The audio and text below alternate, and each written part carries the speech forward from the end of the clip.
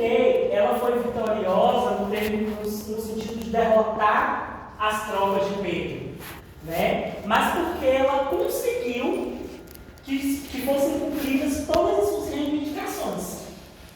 Então, essa é a maior revolta regencial. Ela começa no período regencial, em 1835, e ela se estende até o início do governo de Pedro, em 1845. Inclusive, são as tropas regenciais que começam combatendo a guerra dos farrapos, os farroupilhos, mas é a tropa de Pedro II que termina esse combate. Então, ela tem quase 10 anos de duração. E ela se dá em São Pedro do Rio Grande do Sul, que hoje a gente conhece como o Rio Grande do Sul, estado do Rio Grande do Sul. Tá? As reivindicações eram basicamente questões fiscais, porque o produto de maior consumo de São Pedro do Rio Grande do Sul, de venda e de consumo, era a charque, era a carne de charque. E durante esse período havia um imposto muito alto sobre a carne de charque que os produtores do sul, né, produziam, e havia um imposto muito baixo sobre os produtos argentinos, né, de alguns territórios da América Latina que vinham para o Brasil. Então, qual era a grande reivindicação deles? Que o imposto, né, sobre os seus produtos fosse menor, para que eles pudessem, né, ter um maior lucro, e que o imposto sobre os produtos externos fosse maior. Então, essa era uma das reivindicações. Né? Existiam reivindicações em relação ao território também. Né? Havia ali ideais republicanos que estavam em voga, havia alguns ideais de abolição da escravidão também que perpassaram a Guerra dos Farrapos. No entanto, a maior pauta dos farroupilhos foi a questão fiscal, a questão de impostos. Agora eu pergunto para vocês, por que farroupilhos? Por que farrapos? Exatamente, porque a ala liberal, né, que se envolveu na Guerra dos Farrapos, ela costumava se vestir de uma determinada forma. E essa forma de se vestir era chamada pela ala conservadora como farrapo. E farrapo não era um termo usado apenas no Rio Grande do Sul, em São Pedro do Rio Grande do Sul. Era um termo que foi também utilizado no Rio de Janeiro, né? Então, por isso farrapo. E aí o que acontece? As tropas de Pedro II conseguem amortizar, amaciar a revolta, no entanto, não sem grandes perdas. E por isso, né, os farrapos eles conseguem que Pedro II, né, através de seu representante, que se não me falha a memória foi o Duque de Caxias também, eles conseguem que Pedro II assine um documento onde nenhum participante da Guerra dos Farrapos seria punido após a guerra, todos receberiam anistia. Ele consegue um documento onde Pedro II garante financiar a viagem daqueles que estavam presos, né, no Rio de Janeiro para São Pedro do Rio Grande do Sul. Ele consegue, no documento que ficou chamado como Poncho Verde, que Pedro II cumpra as reivindicações fiscais, né, de menos imposto para o produto interno, mais imposto para o produto externo. E eles conseguem também uma maior autonomia da província, né? E assim, eu não sei por que, não fica claro, por que Pedro II concede a essa revolta todas as reivindicações, né, que eles trouxeram, mas uma coisa muito interessante é que as reivindicações por abolição da escravidão, ao fim da revolta, elas caem por terra.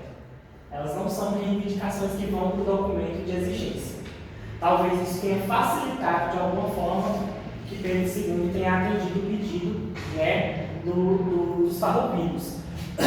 E algo muito interessante foi o massacre dos porões, porque assim, gente, o exército dos farroupilhos, ele era constituído por pessoas da elite, pessoas mais liberais, mas pessoas da elite, né? Proprietários de terra, criadores de gado, e ele também era composto por trabalhadores, né, livres e por escravizados.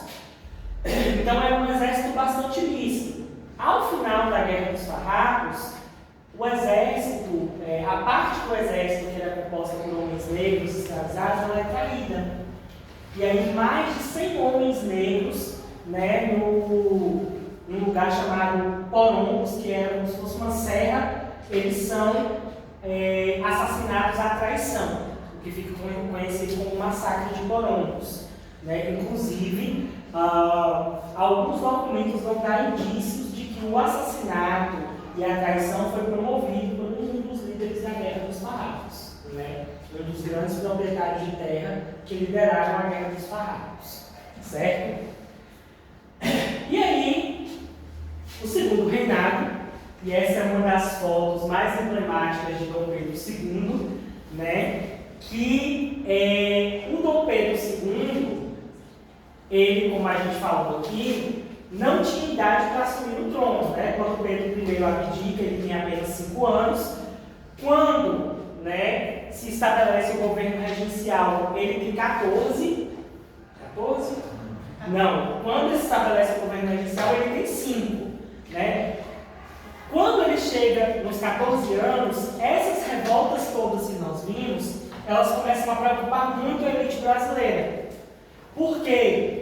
Não se podia conceber a ideia de abolição de escravidão ainda no Brasil. Os proprietários de terra do Brasil ainda não conseguiam conceber a ideia de abolição da escravidão, porque para muitos desses proprietários a economia quebraria, né? Se eles perdessem a mão de obra escravizada, dentre vários outros motivos. Então, o governo regencial, a elite brasileira começa a se preocupar muito com todas essas revoltas, todas essas efervescências, porque veja bem, quando a gente fala na cabanagem, a gente está falando que o governo regencial ele teve que deslocar suas tropas do Rio de Janeiro para o norte do Brasil.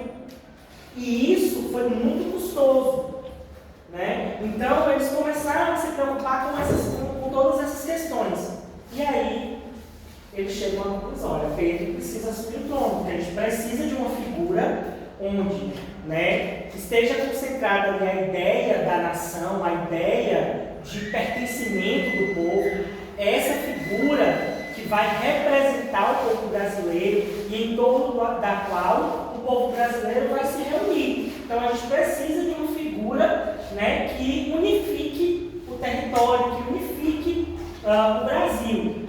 E aí é quando começa a ser preparado o golpe da maioridade, que não foi só um golpe constitucional, ele também foi um golpe simbólico, né? Porque como vocês estudaram aí com Laís, Lídia Schwartz traz isso, desde muito novo, Pedro, na sua forma de se vestir, nos quadros que eram feitos dele, Lídia Schwartz vai falar sobre os eventos que eram promovidos para apresentar Pedro II. Ele era sempre apresentado como esse homem mais velho, né? Mais velho do que ele era. Ele era sempre apresentado também como uma espécie de divindade. A Lídia Schwartz chega até a usar assim, que ele era apresentado como se fosse com uma aura um tanto angelical, divina, né? Algo mesmo que reunisse em torno de Pedro essa atenção.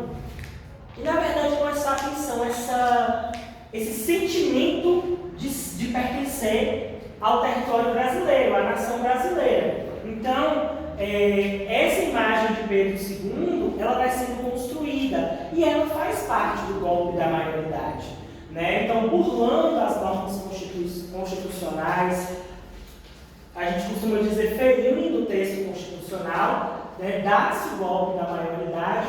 Pedro II assume o seu reino com 14 anos, né, e passa aí agora a governar o Brasil enquanto imperador, e tem-se início aí o segundo reinado. Tranquilo até aqui? Eu vou acelerar agora, porque a gente tem Primeira República para falar, porque senão vai ficar muito tarde, Laís ainda vai falar sobre sobre Vargas e outras questões. Então, veja bem, eu já falei sobre algumas dessas questões, né? Sobre Pedro II assumir o trono, a construção do Brasil, que foi toda essa questão simbólica que a gente falou. Então, pensa-se o quê? Uma bandeira, né? Para o Brasil, um símbolo que reúna o sentimento de pertencimento, que provoque esse sentimento de pertencimento. É como se todos nós fôssemos muito orgulhosos de sermos belocampenses, porque todos nós somos fofoqueiros. Né? O fuxico seria um símbolo que nos reúne, que reúne o nosso sentimento sobre pertencer a Belo Campo. Vários desses símbolos foram criados aí ao longo do reinado de Pedro II, justamente porque necessitava-se de gerar um sentimento de pertencimento ao território, à nação brasileira. Agora, algo que é muito interessante também é que é nesse período que é criado o IHGB, não é isso? O Instituto Histórico e Geográfico do Brasil. O IHGB ele tinha como objetivo criar a história do Brasil. Escrever a história do Brasil a partir da ótica da elite brasileira. Né? Não era a história do Brasil como ela de fato aconteceu. Era a história que a elite brasileira queria que a população soubesse, queria que fosse contada, queria que estivesse ali congregando o povo brasileiro em torno daquela história. Né? Então o IHGB é criado nesse sentido. O segundo reinado, todo o império, mas o segundo reinado é marcado, né, por uma entrada muito grande de escravizados no Brasil, o tráfico de escravos. Na verdade, o comércio de escravos, né, ele é bastante intenso durante o Império. A cidade de Salvador foi uma das cidades que mais recebeu escravizados nesse período. Tá? A economia ela ainda era sustentada majoritariamente pela mão de obra escravizada. Né? Como a Ana falou, nós tínhamos uma economia em crise, né? A economia do açúcar, a economia do ouro, mas ainda assim se produzia açúcar, ainda assim, né, se explorava o ouro, ainda assim se produzia o algodão, o tabaco, né, e outros gêneros que vão aí sustentando a economia do Brasil até fins do século XIX. Então, o desgaste e declínio do governo de Pedro II, ele se dá por diversas questões econômicas, mas uma das questões que é emblemática e que eu acho que é importante agora para a gente começar a entender a Primeira República é a pauta da abolição da escravidão. Né? Porque a elite brasileira, ela retardou a escravidão no Brasil quanto ela pôde. Né? A elite brasileira ela protelou a abolição da escravidão no Brasil quanto ela pôde. Quando a gente observa leis como Lei do Ventre Livre, Lei do Sexagenário, Lei Eusébio de Queiroz, que é a proibição do tráfico de escravos, não é isso? Todas essas leis, elas não foram criadas e outorgadas no intuito de acariciar, né, o indivíduo escravizado. Até porque, por exemplo, a lei do sexagenário, que dizia que o indivíduo, a partir de 60 anos, ele seria liberto, escravos não viviam até 60 anos. Não, escravizado raramente vivia. Era uma média de 30 e poucos anos, escravizado morria.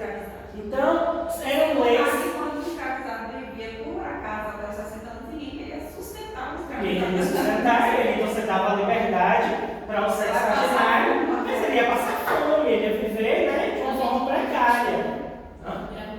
Viravam mendigos. Então, essas leis, né, Eusébio de Queiroz, que é a proibição do tráfico, do sexagenário, do ventre livre, foram formas de acalmar, né, ou de tentar passar mel na boca dos movimentos abolicionistas, dos próprios escravizados revoltados contra a escravidão. Eles não deixaram de reivindicar, obviamente, essas reivindicações.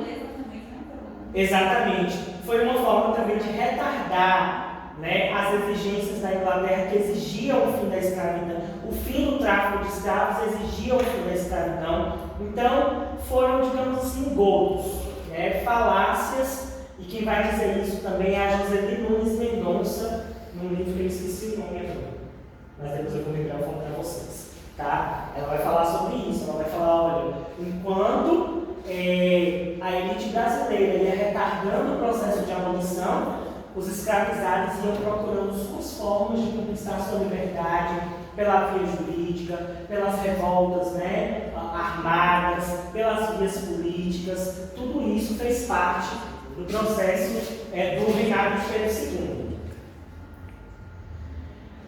E aí, né, eu não vou entrar em detalhes sobre o declínio do governo, porque a gente já vai entrar agora na abolição da escravidão na Primeira República. Então, o governo de Pedro II entra em decadência, os ideais republicanos eles começam a ganhar espaço, né, entre as elites e entre segmentos do que seria a classe média brasileira. Em 1888, nós temos, como vocês sabem, no dia 13 de maio, a assinatura da Lei Áurea, que aboliu a escravidão no Brasil. Por favor, se caírem questões relacionadas a essa no Enem, não foi, vocês sabem disso, vocês têm uma professora maravilhosa, não foi a princesa Isabel a grande responsável pela abolição da escravidão no Brasil. Ela não teve opções, porque ela era, inclusive, escravocrata, né? O que ela não teve, na verdade, foi opções. Eu deixei o negócio aqui cair. Não, ele fica conectado. Tá, desculpa. Então, Isabel não teve opção, na verdade, né? Por ela mandava chicotear o povo, mas por 200 anos ela estava chicoteando até hoje. Ela estava chicoteando até hoje. Eu acredito em reencarnação, eu acho que ela tinha reencarnado mais umas 2 vezes só para chicotear o povo. Então, Esse não reencarnou em alguns por ele. Né? Tem um povo aí que não. Mas, segundo o Espiritismo, a reencarnação serve para a gente evoluir. Então, vamos esperar que esse povo se reencarnou e evoluir, né? Então, veja bem, a abolição da escravidão é uma conquista dos movimentos abolicionistas da população negra escravizada, que desde o período colonial mostrou resistência ao processo de escravidão. Essa foi uma conquista tirada das mãos da elite há muito sangue, há muita luta e à base de muita reivindicação. Então a gente não pode tratar a abolição da escravidão como o momento da assinatura da Lei Áurea. A abolição da escravidão foi um processo longo, sanguinolento, né, árduo e que majoritariamente está nas mãos dos movimentos abolicionistas, dos escravizados que resistiram a esse processo de exploração no Brasil. Então, em 1888, a gente tem a abolição da escravidão, e a abolição da escravidão vai ser sim um chute, né, no governo de Pedro II. Ele consegue sustentar isso aí por... Só um comentário que negro, né? O Dia da Consciência Negra é comemorado no 20 de novembro, justamente em contraponto ao dia que foi Ao 13 de maio. Porque eles não reconhecem isso como uma libertação do povo. Isso.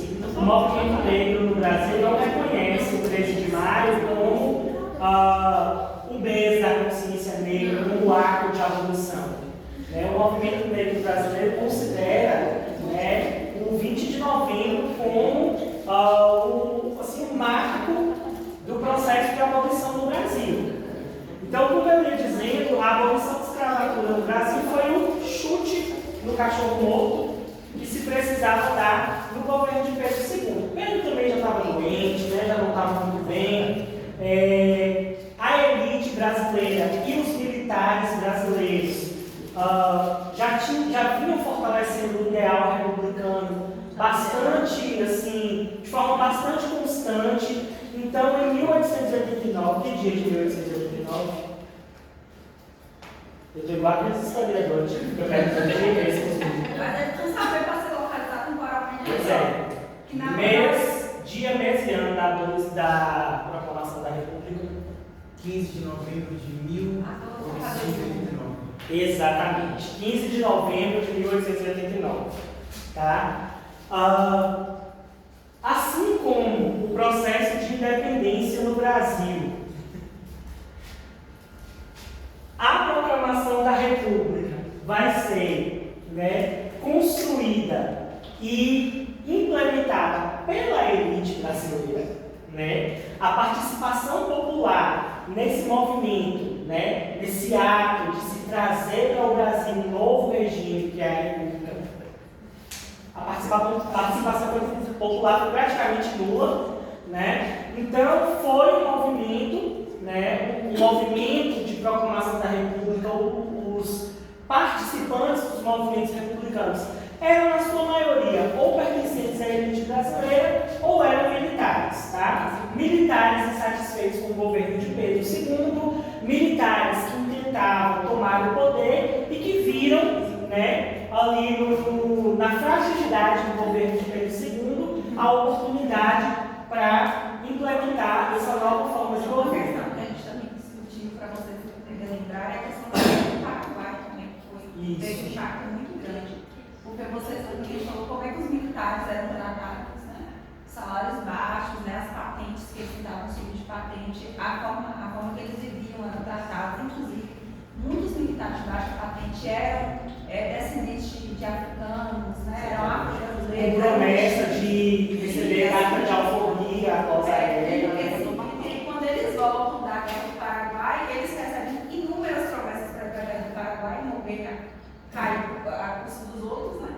E aí, quando eles voltam da guerra do Paraguai, eles não têm nenhuma dessas promessas cumpridas. Isso vai também revoltar, em especial, os militares de baixa patente. Ô, gente, uma questão que o Thaís falou que é muito importante é que o governo de Pedro II se enfraquece muito porque o Brasil ele quebra financeiramente na guerra do Paraguai.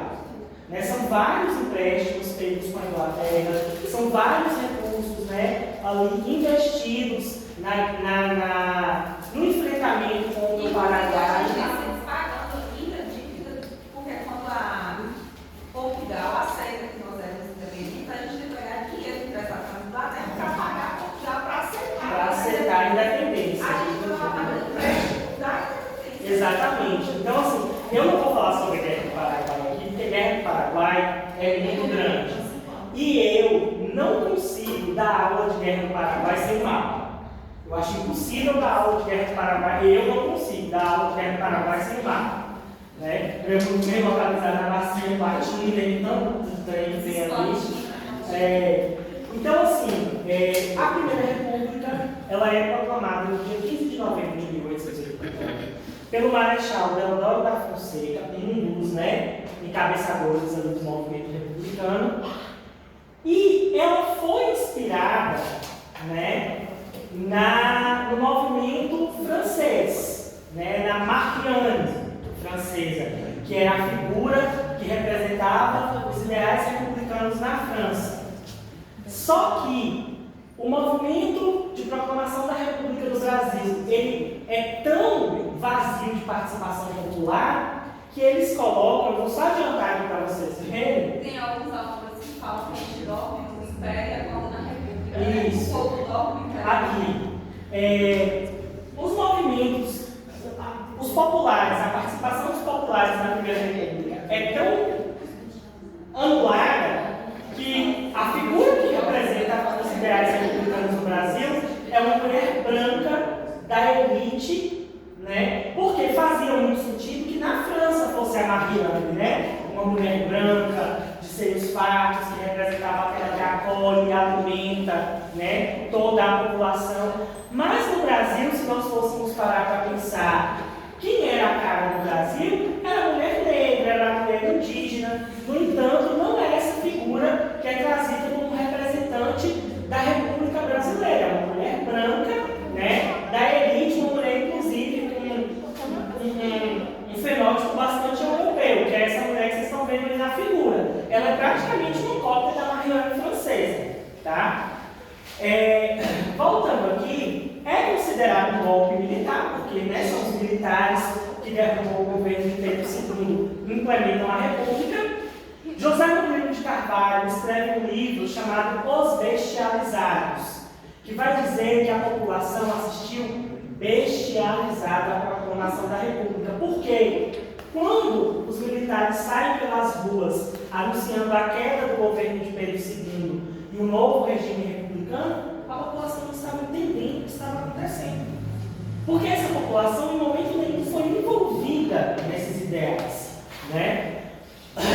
Então, existe, da mesma forma que no Império a construção do que seria a República, né? Tanto é que Tiradentes ele não vira um herói durante necessariamente um império, ele vai se tornar um herói republicano, ou seja, ele morre durante a colônia, né? Mas ele só se torna uma figura heróica lá na República. Por quê? A República foi um movimento sem heróis e ela precisava de símbolos que trouxesse a atenção e o sentimento de pertencimento da população brasileira para ela.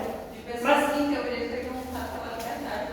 Isso. O pessoal tinha que ter essa ideia, né? Nós estamos com a República garantindo a liberdade do povo brasileiro. Nós somos republicanos.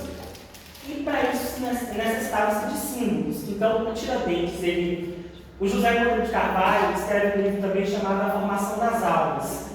Maravilhoso. É meu autor preferido. Em A Formação das Almas, ele vai dizer o seguinte: para se criar um herói, você precisa de um indivíduo afastado do tempo, um indivíduo que há muito tempo seja esquecido, porque você vai pegar esse indivíduo e você vai vestir ele com características que não são dele. Você vai vestir ele com características e ideais que são do seu tempo, que são aquelas que você quer que a população acredite. Então você pode observar que nas imagens de Tiradentes que aparecem na República, ele é retratado quase que como Jesus, né? O cabelo, ou que a gente entende como Jesus, né? Até os planejamentos.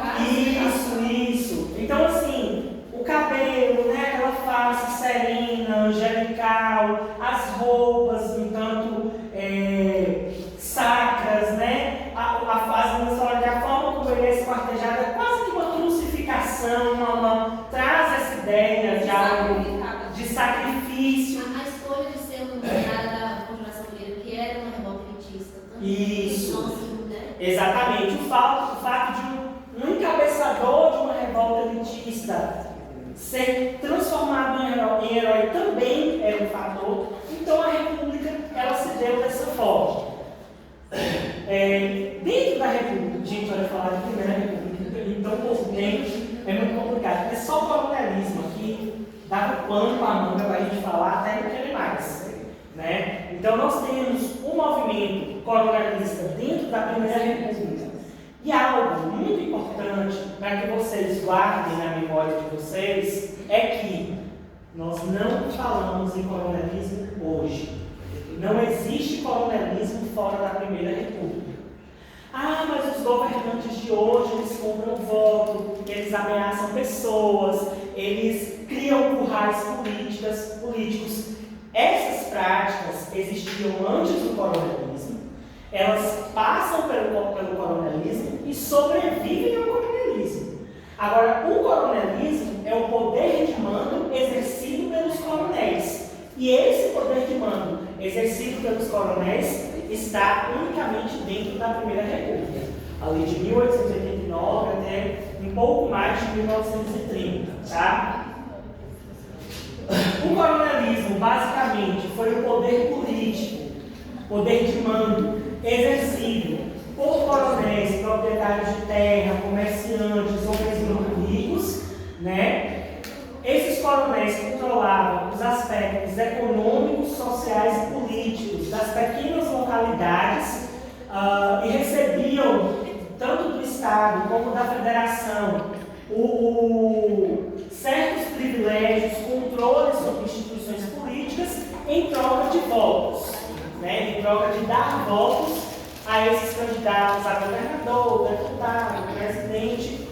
Aqui em Belo Campo, nós tivemos o coronel Napoleão Ferraz de Araújo, nós tivemos o coronel Davi Ferraz, nós tivemos o coronel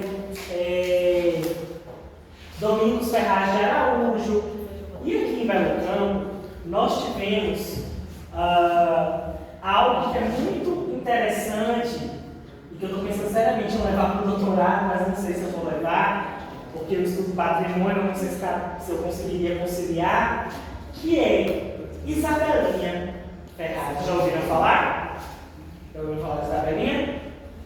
Sangue do olho, mandava matar e cortava a orelha e pendurava em árvore. Isso é mentira, tá? Isso não tem nome de treino.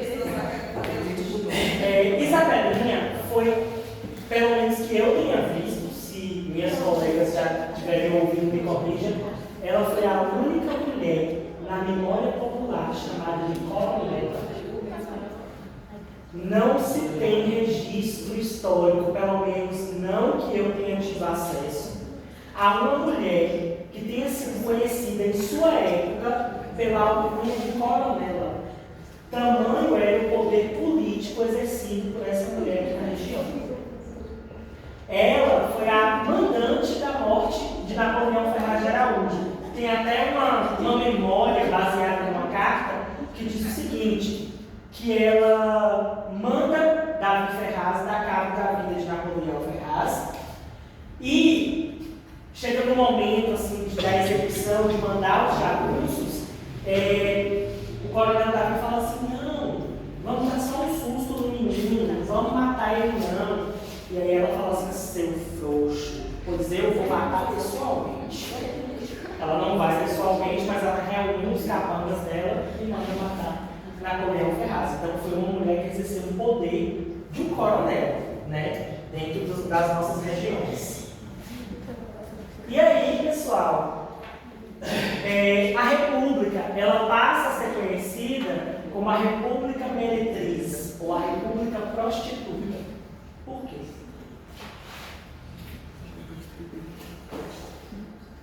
Por que motivo?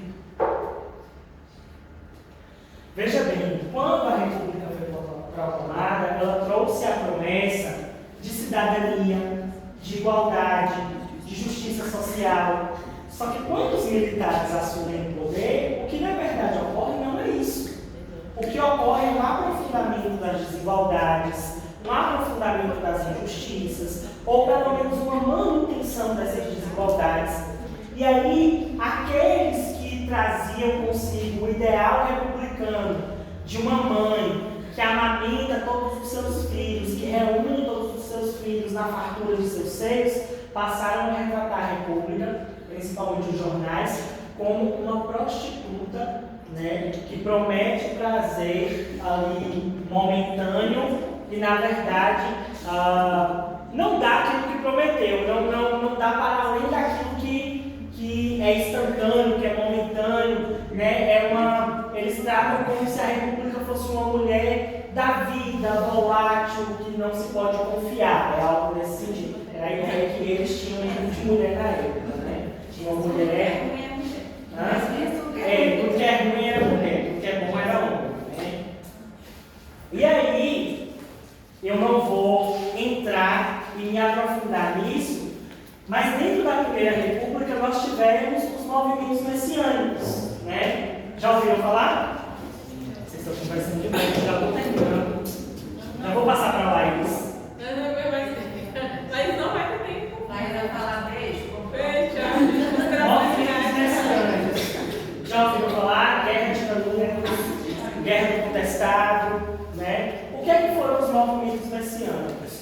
Foram movimentos de resistência, principalmente ao coronelismo, né, e ao poder de mando dos grandes senhores. Esses movimentos tinham como característica principal reunir a população em torno de uma figura que era sacralizada, que era entendida quase que como um Messias, né?